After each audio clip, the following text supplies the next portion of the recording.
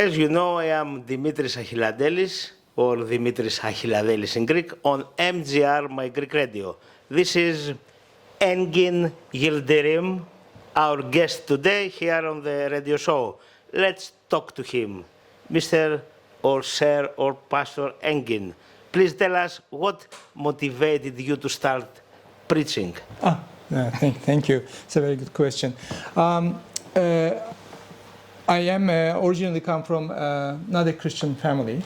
I made a decision myself in age 20 to become a Christian, and at that time I was also a student, and I intended to be an accountant. And even later on, when I finished my school, I became an accountant and worked as an accountant for many, many years. I was also part of a small church at that time, and I always saw my role in the church as one of supporting the ministry and the leadership of the church until 1991. And in 1991, I had a number of experiences where I felt God is calling me to preach and to be a pastor, a priest in His church. I was very young. I was 24 years old then, and I didn't want to accept that call. But again, as I said, through the courses of various events, there has been confirmation also within the church that I should be ministering as a preacher of the word in the church. And since then, I've been preaching in various churches. I've been a pastor and a priest. In the first 11 years of my ministry, I was serving in more local churches, I would say, more serving people like me who were coming from Muslim background, Turkish Christians. And after 11 years of ministry, I have decided to go to do a theological training, and I have done my training in Canada, in the University of Toronto, in an Anglican college. And after that, I've been ordained in the Church of England as a clergy, and then I continued to serve as a priest pastor in Turkey until I came here about 5 years ago. Okay. Well, minister, priest, or pastor? Well, of course, these words are reflecting different ecclesiologies, different churchmanship. I think, you are Greek, so I'll use the Greek word. I think when we say we are ordained, we first are ordained as a deacon, so diakonos, and we say once you're a deacon, you are always a deacon. Deacon, it is before becoming pastor. Before papas before papas in Greek, or presbyteros. So I was ordained as a deacon first, and then a year later I was ordained as a presbyter. I think personally I like to be called pastor. I think minister is a word that can go to more secular world, so like someone would be minister in civil services, someone would be minister in this and that, but pastor is actually a word. Pastor gives the emphasis on what kind of ministry I do. So curing the souls, serving to people, and it is more a biblical picture of it.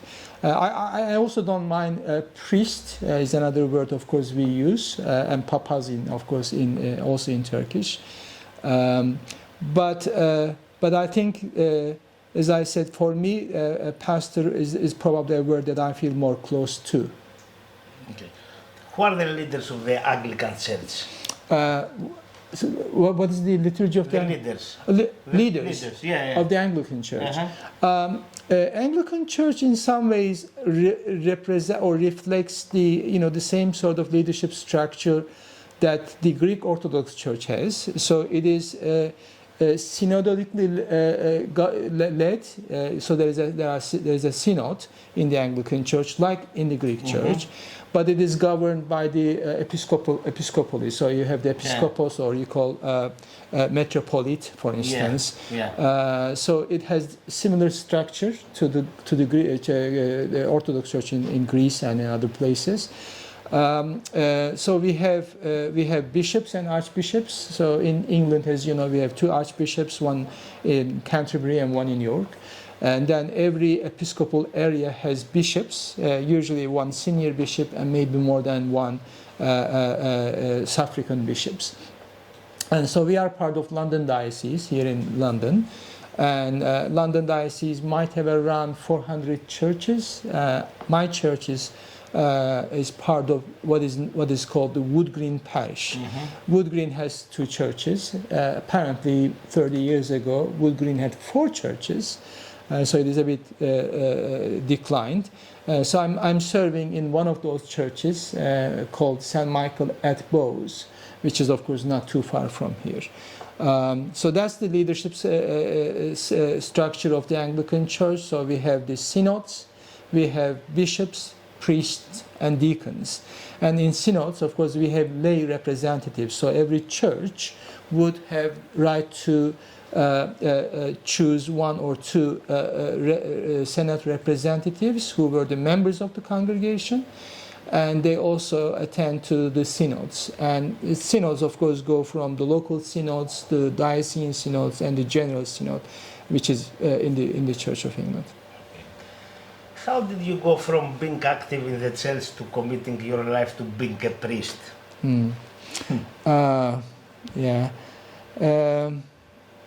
It's a very good question. Thank you. I think, okay, I mean, I understand that there are a lot of people who would be Christian by birth, and some people would, just, adapt that faith that actually they have taken from their parents.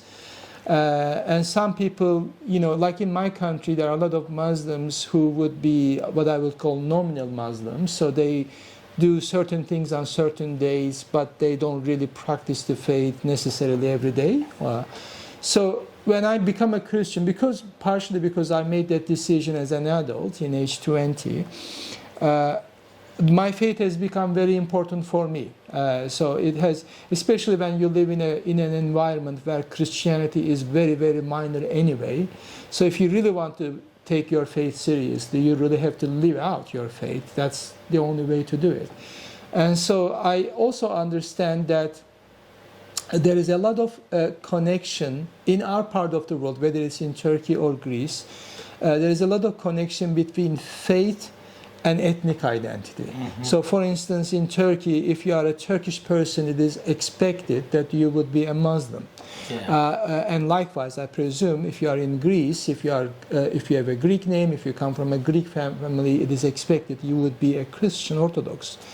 But of course, when I become a Christian, coming from a Turkish background, but becoming a Christian, so it created a big a gap in my identity in the society. Like discrimination? Yes. I mean, in a way, like for instance, my parents said that you are bringing shame to our family. So my father, after I told him that I was Christian, I became a Christian, he disowned me. So I haven't seen them for a long time. And also in the greater society, there is this funny thing happens, like when you say you are Christian, then they ask your name. And then the second thing they ask, where are you from? Because they wanted to know, when you say you are Christian, they wanted to know you are coming from one of those Christian groups like Armenians or Greeks or Syriacs. But when they realize I'm neither Armenian nor Greek nor Syriac, but I'm Turkish, they just don't know what to do with me, because they think that by becoming a Christian, I also betrayed to my Turkishness, if you will. And so the reason I'm saying all these things is that when you have that kind of hostile environment, then faith becomes more important. So the only way, if you really are serious about your faith, that you have to live it. That's it. And I think that led me to be, try to be more authentic as a Christian in the time that I lived in my country. Youth and children have a huge capacity to give from the heart. This is true, but you are currently working with youth who are struggling not only with their faith, but with religious relevancy. Yeah, that's true. How difficult is this? Well, I should say that first of all, I have only one child, and he's now grown up. So he's 25 years old. He just got married this year. So I have some experience as I was raising my own child with my wife. But of course, we raised him in Turkey. Most of the time we lived in Turkey. And our experience in Turkey in a big city like Istanbul and someone's experience in a big city like London would be different. So I want to acknowledge that there are different challenges depending on your context. Now, I work in London, and of course I work with the youth as well and children, because as you know, our church is also attached to a church school where I also go and serve. I think living in London, for young people in London, it is a blessing and a curse. It's a blessing in a sense because all children are learning the multi-ethnicity, multi-diversity, a much greater worldview, tolerance, and accepting each other and all that. On one hand, that's amazing, because we know that if you are coming from a more closed culture, whether that's in Turkey or Greece or somewhere else, the children would not have that worldview. So in many ways, I think it is a blessing. But then it is difficult because within that sort of pluralistic environment, the kids sometimes struggle to find their own identity. Yeah.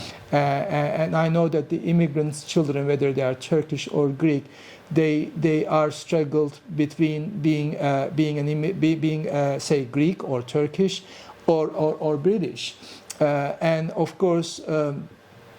In that, the religion becomes an issue because I know that, for instance, second generation people who actually are learning education, having education in this country, are not educated in their mother languages, whether that's Turkish or Greek. And if you have your liturgy in your own language, the children find it difficult to understand the liturgy. Because it is a language that they are not familiar with.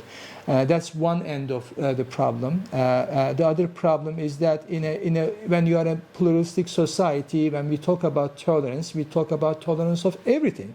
So if you come from a country where actually you have some reservations on some areas, whether that's moral or other areas, then you come here, then you find this struggle that obviously you want to promote tolerance on one hand, but also you want to protect your children from any harm or harmful views and that sort of thing. So I think it's very difficult. In North London, of course, as you know, there are also a lot of children whose parents are either working hard, and because they are immigrant communities, and sometimes families who are already, the basically broken families, divorce or single parents and all that, and then children find, I think children generally don't find enough support because they don't have a sporting family themselves.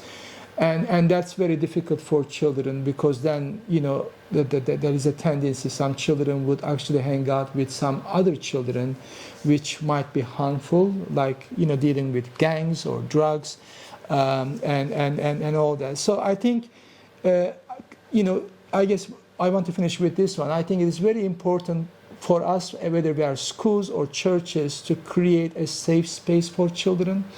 Where children can come and feel they are safe there, and they can learn different things. They can expose to faith and spirituality and religion. They can see good role models in the society, at home and schools and churches. And I think in that we all have a lot to do together. And part of the problem is that we hardly work together. And everyone is trying to do something, but it's not collaborative work. Is it your duty to make church fun, relevant, worshipful, therapeutical? What is your duty? I think there are very, very interesting definitions. Certainly, I would say that it is our, as Christians, it is part of our responsibility to make the church and the faith more relevant, for sure. Relevant for everyone who comes, whether they come from this culture or that culture. They feel they are all welcomed, because we as Christians, as you know very well, that we believe that Christ died for all of us, and so he's welcoming everyone.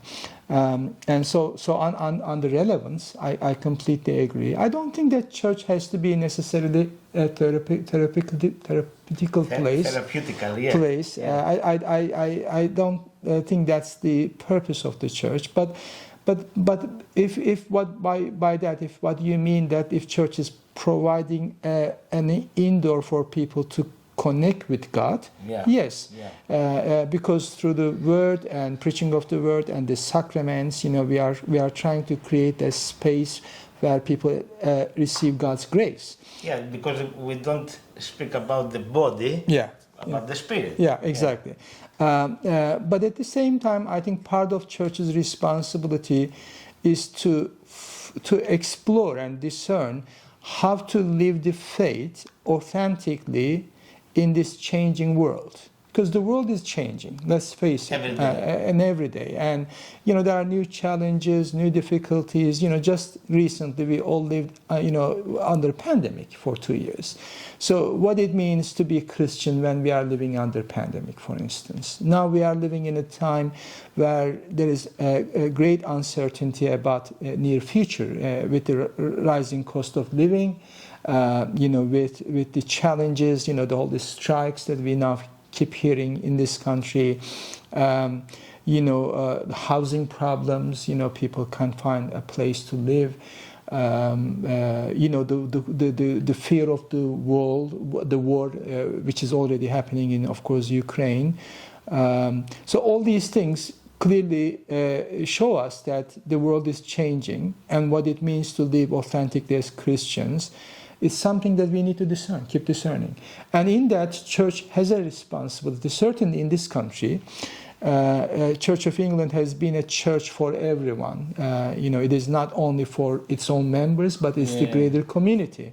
So we need to find a way to serve to everyone, whether they are Christians or not Christians. About this, Anglican services also follow a pattern that begins with the gathering of the community. Yes. What else? Why don't we put it this way? Anglican Church, and I think in that sense all the churches should be that way, that we have responsibilities in 3 different circles. We have our primary responsibility as Christians to follow God. So we have a responsibility to learn what it means to be a Christian. So Jesus called us as his disciples, right? What's the Greek word for disciples? Matteo, apostles. Apostolos Mattheos. Mattheos, yeah. So as his disciples. So as any baptized Christian, our first and primary responsibility is to learn, to discern what it means to live as a Christian. But at the same time, Christian faith is not lived in isolation. Jesus called his disciples, one of my professors used to say this, when Jesus was ascending up to heaven, he did not leave his disciples a book, a guide, but he left to the whole world a community, Christians, disciples. So that means as Christians, we have to learn to live our faith in a community of faith. And that is beyond the Anglican Church. The Orthodox Church is part of my community, and the Protestant churches are part of our community. So that's our second responsibility. And then we have a responsibility to the world. Right, and that is to everyone. Everyone who comes to this country. Look, your services follow the 6 seasons of the church year. Yes. Advent, Christmas, Epiphany, Yeah. Lent, Easter, and Yes. Pentecost. Yes. A set list of Bible readings for the year. Yes, exactly. What else? Are you talking about specific to services, or are we talking about what else we do? Generally. Okay, well, we try to do. Okay, I should first. Talk about your church, Okay. St. Michael. Okay. At St. Michael at Bowes, we have two congregations. So when I first came, there was one congregation that was an aging remnant of a previous church, a small community. And now we have two small communities. One is a Turkish-speaking community, which is actually more vibrant and growing. And we also have an English-speaking community, which is also growing, but slower pace. And so we know that our communities have different needs. So we have children, for instance, and so we do a lot of things with children. We do something called Messy Church, which is basically bringing children and parents together, again going back to just what we talk about children, and creating a safe space for them, and talk about certain activities related to faith, sometimes following some liturgical events like Advent, or Christmas or Lent, and then doing some craft activities, some games, some drama together, but spending the time together to build a community. So as we do this over time, we like to hope that those children and the parents will actually be part of a greater network, and they will find support from each other. So that's beyond faith, that's beyond liturgy, Yeah. right? So that's one of the things we already do. And we have done, for the immigrant communities, we have done ESL conversation clubs. So for particularly those who come from Turkish community, we found a lot of Turkish people come to this country, but they don't have enough English proficiency. And they want to work, but they can't do their own occupation because their English proficiency is not good enough. So then they do more, manual works. So we are not an English school, but we thought maybe if we can create a space where they can practice their English with a native speaker, so that will give them more confidence. So we have been doing this since I came, since 2017. So we have probably done like 10 different ESL conversation clubs in last 5 years. Even in the pandemic, we have done that. We are early next year, we are preparing a parenting course. Now, there are a lot of parents, as we talk about, parenting, struggle to raise their children in a safe place. They don't really have the resources to actually provide a good support for their children. So in January, we would like to offer a parenting course, which is going to be 5 or 6 sessions. And it is going to be based on, basic principles about, creating a safe space for our children, also providing some sort of boundaries in their growth and all that. So that will be advertised in our church Facebook page, as we always do. And it is open for anyone in the community. It's not only for church. We do community meals. Just last Saturday, as you know, we have had a community Christmas lunch, and a lot of people, both from church community and outside, came for Christmas lunch. How can we help to this direction, your church, as a Greek community? Yeah. Radio station. Yeah, I mean we live in the same parish. Yes. We as we talked that we have common concerns, about our children, about our community, elderly people. We have concerns. You have your own, voice here, and I'm so grateful you called me for this meeting, and you have also your network. I know that we have some differences, you have your different objectives here on all that, but because we have common concerns. This radio station is for the community, the Greek community, and not only. We're based on North London, like you. Yeah, exactly. Yeah. So I would say that it will be good if you could promote the things that we do, and likewise we would love to promote things you do in the church. I think, as I said just earlier today, we need to collaborate more, to hear each other, to understand what can be done, maybe to develop some strategies, plans, and events together, and do it together. Because we have a better voice and stronger voice if we do it together. If I were to do, I'm a foreigner in this country, I'm an immigrant in this country, and likewise you are. If we are trying to do our own little things, we will not have this, this strong impact in the community. But if we do it together, I think it will be different. That means that we are warmly invited to join your local Anglican Church of St. Michael Of for course, worship and community life. Yes, indeed. Yeah. Okay. Usually services are held in traditional church buildings, or Anglicans may also meet in nursing homes, school gyms, or community centers. Yeah.